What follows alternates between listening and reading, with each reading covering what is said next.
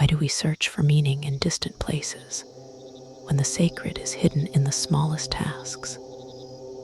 This is part 13 of Cure Insomnia, Naturally with Zen Stories for Deep Sleep. A 14-part journey towards stress relief, inner peace, and a life transformed. Tonight's teaching, Chop Wood, Carry Water, reveals that enlightenment is not apart from daily life, but woven into it, in every step, every breath, every simple act done with presence. As the story unfolds, the weight of striving will dissolve, leaving you carried gently into deep and effortless sleep. Next, in The Samurai and the Gates of Paradise, we'll face the ultimate threshold, discovering how the very edge between suffering and freedom can open into transformation. And if it feels right, write a simple word in the comments. A small, ordinary task that, when done mindfully, becomes extraordinary. Though scattered across the world, in this silence our hearts rest in the same rhythm. What if enlightenment is in the weight of the axe and the coolness of water? We have a tendency to compartmentalize our lives. We have our spiritual time when we meditate, pray, or read inspiring books. And then we have our ordinary time when we work, cook, clean, and deal with the mundane tasks of daily existence. We imagine that awakening is something that happens in the special, quiet moments, and that the rest of our life is just a distraction, something to be gotten through so we can get back to the real practice. But what if this division is an illusion? What if the path to inner peace is not found by escaping our daily lives, but by entering into them more fully, more presently, more sacredly than ever before? This is the profound and grounding wisdom captured in one of the most famous Zen sayings. Before enlightenment, chop wood, carry water. After enlightenment, chop wood, carry water. Let this teaching be a great permission slip for you tonight. A permission to find the sacred right where you are, in the simple, rhythmic, and often overlooked moments of your life. Let go of the idea that peace is somewhere else.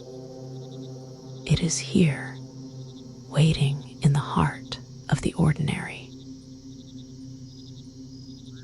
Settle into the rhythm of your own breath, the simple, repetitive, life-sustaining act of breathing in and breathing out. This is your body's own chop wood, carry water. It is the constant, faithful task that keeps you alive. Find the sacredness in that. Imagine a young monk who goes to a Zen master, eager to learn the secrets of enlightenment. He is full of grand ideas about mystical visions, cosmic consciousness, and transcendent states of bliss. He asks the master, "What is the path? What must I do to become awakened?" The master tells him, "Go to the kitchen and wash the rice. Go to the forest and chop wood for the fire. Go to the well and carry water for the monastery." The young monk is disappointed. He thought he would be taught secret meditation techniques or be given a profound philosophical koan to solve. Instead, he is being asked to do menial chores, the same kind of work he did back in his village. But having committed to the path, he obeys. For years, he chops wood and carries water. He washes rice, sweeps the floors, and tends the garden. At first, his mind is full of resentment and boredom. This isn't spiritual practice, he thinks. This is just work. When does the real training begin?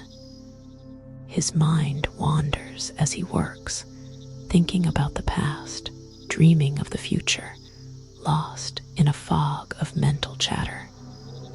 He chops the wood mechanically. He carries the water impatiently. But slowly, over time, something begins to shift.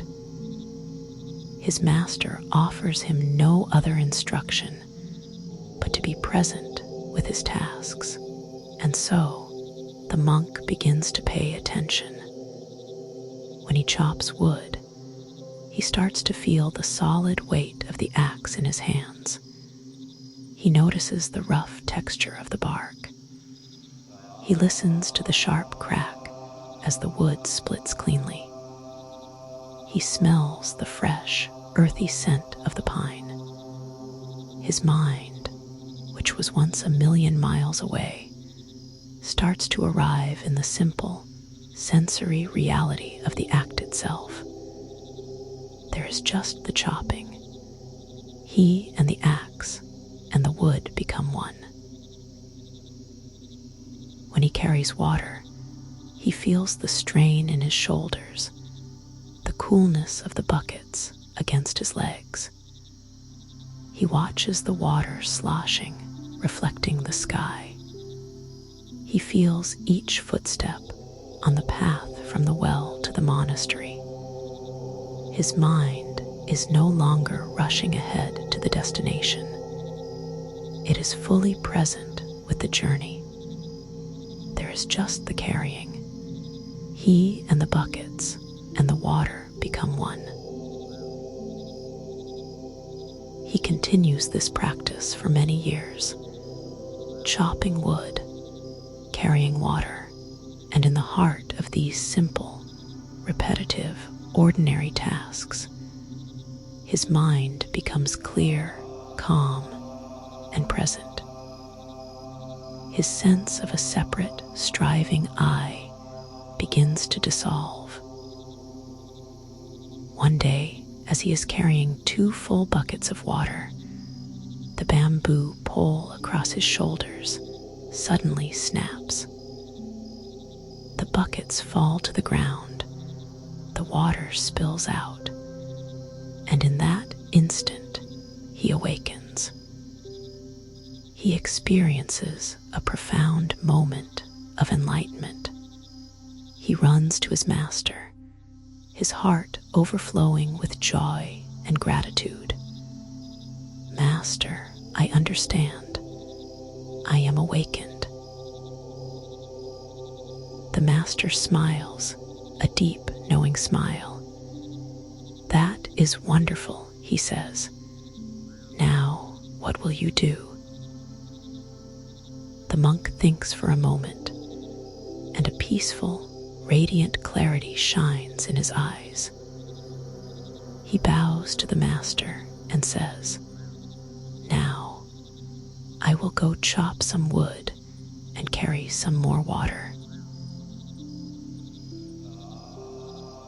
Before enlightenment, chop wood, carry water.